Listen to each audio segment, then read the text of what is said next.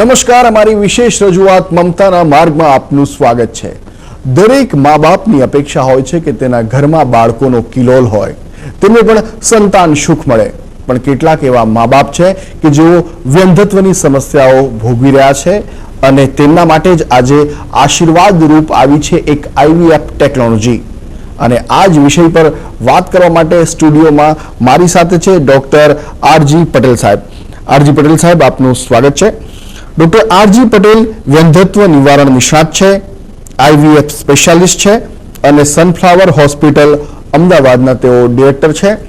સાહેબ, ફરી એકવાર આપનું સ્વાગત છે અને ખાસ જે આજે ચર્ચા કરવાની છે એ IVF ની વાત કરવાની છે। IVF એટલે શું? નમસ્કાર દર્શક મિત્રો, વંધ્યત્વ એક સામાજિક અને તબીબી પ્રશ્ન છે। 15% યુગલો આ પ્રોબ્લેમથી સફર થતા હોય છે। આપણે જાણીએ છીએ કે પ્રેગ્નન્સી રહેવા માટે ગર્ભાશય, ફેલોપિયન ટ્યુબ, અંડાશય અને વીર્યની જરૂર પડતી હોય છે। આ ચારે વસ્તુમાં જ્યારે કંઈ પણ પ્રોબ્લેમ ઊભો થાય છે ત્યારે બાળક થવામાં તકલીફ થતી હોય છે। એનું ચોક્કસ નિદાન કરી અને એની સારવાર નક્કી થતી હોય છે। એમાં મેઇનલી દવાઓથી આપણે પહેલાં પ્રોબ્લેમ સોલ્વ કરવા પ્રયત્ન કરતા હોઈએ છીએ। દવાથી અને ગોળીથી જો ન થાય તો ઇન્જેક્શનનો ટ્રીટમેન્ટ કરવી પડતી હોય છે અને જો સિમ્પલ દવાથી ન થાય તો આપણે ઇન્ટ્રાયુટ્રાઇન ઇન્સેમિનેશનથી પ્રેગ્નન્સી માટે ટ્રાય કરવાનો હોય છે। અને જો આ કર્યા પછી પણ જો પ્રોબ્લેમ સોલ્વ ન થઈ શકતો હોય તો ઇન વિટ્રો ફર્ટિલાઇઝેશન એટલે કે IVF ટેસ્ટ ટુ બેબીની અત્યંત આધુનિક સારવારની મદદ લેવી પડતી હોય છે। IVF એટલે આપણે સ્ત્રી બીજનું મિલન લેબોરેટરીની અંદર પુરુષ બીજથી કરી ગર્ભ બનાવવાનો હોય છે અને જે ગર્ભ બને એને આપણે ગર્ભાશયમાં પ્રસ્થાપિત કરવાનો હોય છે। ગર્ભ ત્યાં ગર્ભાશયની અંદર ચીપકી જતો હોય છે અને પછી એ પ્રેગ્નન્સીમાં પરિણમતો હોય છે। આ in vitro fertilization test tube baby કહેવાય મૌલિકભાઈ। ટૂંકમાં આ જે ટેકનોલોજી છે તેમાં કેટલો ખર્ચ આવે છે? IVFમાં મેઇન ખર્ચ ઇન્જેક્શનનો હોય છે અને બાકી જે ગર્ભ લેબોરેટરીમાં બનાવવાનો હોય છે એનો મેઇન ખર્ચ હોય છે અને વચ્ચે વચ્ચે બ્લડ ટેસ્ટ કરવાના હોય છે, સોનોગ્રાફી કરવાનું હોય છે, મોનિટરિંગ કરવાનું હોય છે। જે પ્રમાણે જેની યુગલની તકલીફ હોય એ પ્રમાણે એનો ખર્ચ નક્કી થતો હોય છે। દાખલા તરીકે ઉંમર નાની હોય તો ખર્ચ ઓછો થતો હોય છે, ઉંમર વધારે હોય તો ખર્ચ વધારે થતો હોય છે, પુરુષ બીજની વધારે તકલીફ હોય તો ખર્ચ વધારે થતો હોય છે, પણ આશરે $1 લાખથી $1.25 લાખની વચ્ચે ખર્ચ થતો હોય છે। પટેલ સાહેબ, ખર્ચની તો તમે વાત કરી, પણ આજે ટેકનોલોજી દરમિયાન કેટલી વખત દર્દીઓને હોસ્પિટલ આવવું પડે છે, કેટલી વખત તેમાં દાખલ હોસ્પિટલમાં રહેવું પડે છે, એ વિશે માહિતી આપશો। IVF કર્યા પહેલાં એને પૂરેપૂરું નિદાન કરવું જરૂરી હોય છે કે ગર્ભાશય કેમ છે, અંદરની દિવાલ એટલે એન્ડોમેટ્રિયમ જ્યાં આપણે ગર્ભ મૂકવાનો છે એની સિચ્યુએશન શું છે, અંડાશય એટલે કે અંડાશયનું કાર્યશક્તિ કેટલું છે જેનું આપણને સોનોગ્રાફીથી ખ્યાલ આવતો હોય છે, ઓવરીની સાઇઝ જોવાની હોય છે, એન્ટ્રલ ફોલિકલ જોવાના હોય છે, હોર્મોન ટેસ્ટ લાઈક FHH ઓર AMH એનું જોવાનું હોય છે અને સાથે સાથે પુરુષને પણ એનું વીર્ય, એના હોર્મોન ટેસ્ટ જોવાના હોય છે। આ બધું એક વખત પ્રાઇમરી ઇન્વેસ્ટિગેશન થયા પછી જે મેઇન IVF સ્ટાર્ટ થતું હોય છે એમાં લગભગ 5 થી 6 વખત આવું જવું પડતું હોય છે।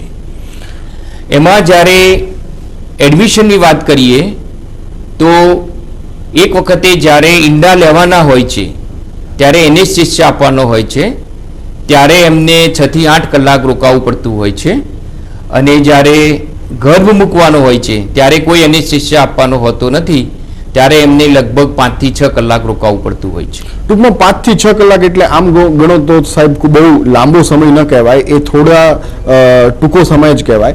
પણ ઘણા લોકોને ઇન્જેક્શનનો ફોબિયા હોય છે. કેટલાક લોકો એવું માનતા હોય છે કે બહુ ઘણા બધા ઇન્જેક્શન લેવા પડતા હોય છે. તો આ પદ્ધતિમાં ઇન્જેક્શન કેટલા લેવાના હોય છે? ઇન્જેક્શન નોર્મલી 10 દિવસ લેવાના હોય છે, જેને આપણે એન્ટાગોનિસ્ટ પ્રોટોકોલ અથવા શોર્ટ પ્રોટોકોલ કહેતા હોઈએ છીએ. પણ જો તમે લોંગ પ્રોટોકોલમાં જતા હોય તો એને 20 દિવસ ઇન્જેક્શન લેવાના હોય છે. આમાં પહેલાં ઇન્ટ્રામસ્ક્યુલર થોડા પેઇનફુલ હતા. હવે જે નવી ટેકનોલોજી છે એમાં ચામડીની નીચે એટલે કે સબક્યુ ઇન્જેક્શન લેવાના હોય છે, અને રિકોમ્બિનન્ટ ટેકનોલોજીના ઇન્જેક્શન ગોનાડોટ્રોફિન અવેલેબલ છે, અને એ ઇઝી એન્ડ લેસ પેઇનફુલ છે. New technology for the injection delivery like pen system, pen device પણ ડેવલપ થઈ છે, જે સેલ્ફ એડમિનિસ્ટ્રેશન હોય છે, લેસ પેઇનફુલ હોય છે એન્ડ વેરી પ્રિસાઇઝ હોય છે. સાહેબ, આજે જે લોકો છે એ વધારે પડતા રિઝલ્ટ ઓરિએન્ટેડ બનતા જાય છે, તો આ જે પદ્ધતિ છે IVF, એમાં કેટલા પ્રમાણમાં રિઝલ્ટ અત્યારે મળી રહ્યું છે? આઈવીએફનું રિઝલ્ટ એ ગર્ભાશય કેમ છે, અંદરની દિવાલ કેમ છે, અંડાશય કેમ છે, પુરુષ બીજ કેમ છે, એના ઉપર આધારિત રહેલું છે.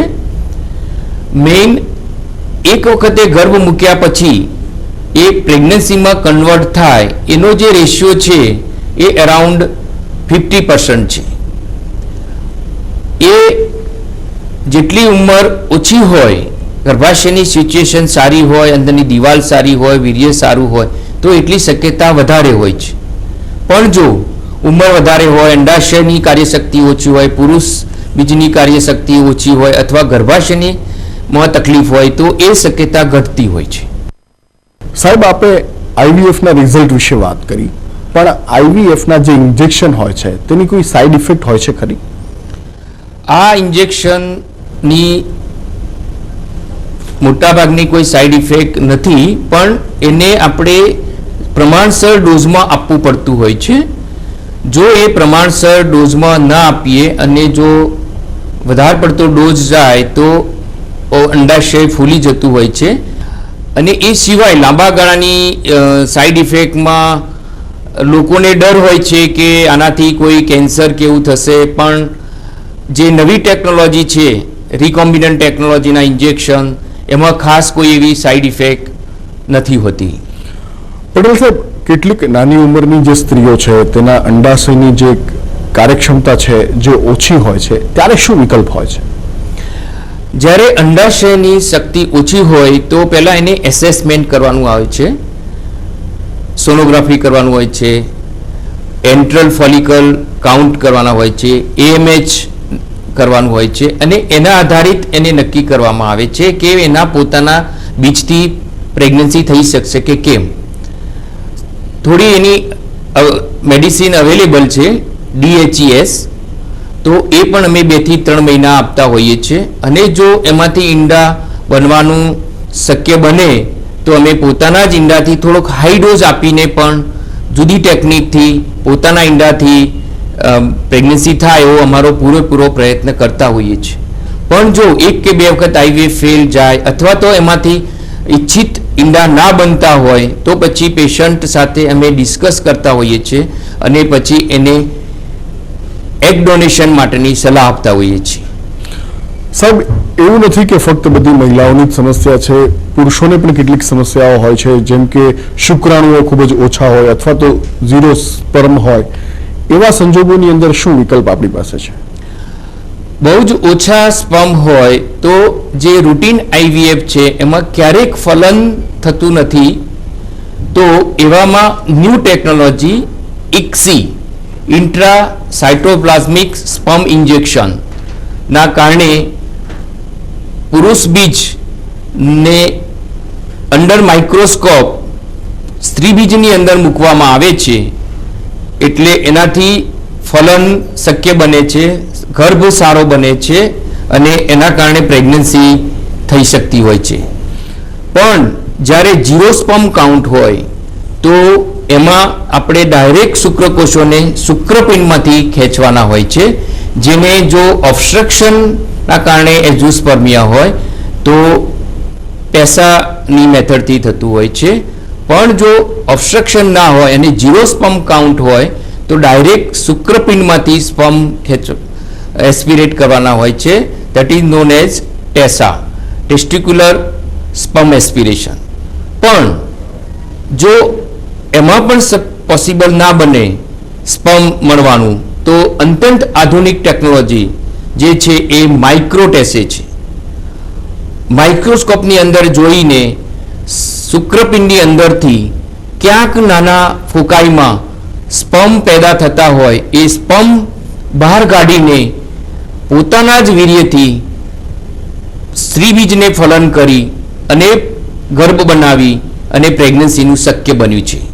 That is known as micro TESE. એ એકદમ લેટેસ્ટ ટેકનોલોજી છે, બહુ જ આશીર્વાદરૂપ ટેકનોલોજી છે, જેને 0 સ્પર્મ કાઉન્ટ હોય, નાની ટેસ્ટિસ હોય, FHS હાઈ હોય લાઈક 20-30 FHS ઓર ટેસ્ટિક્યુલર સાઇઝ એની અડધાથી અથવા 1/3 હોય તો પણ આ ટેકનોલોજી માઇક્રોટેસેથી પ્રેગ્નન્સી શક્ય બની છે.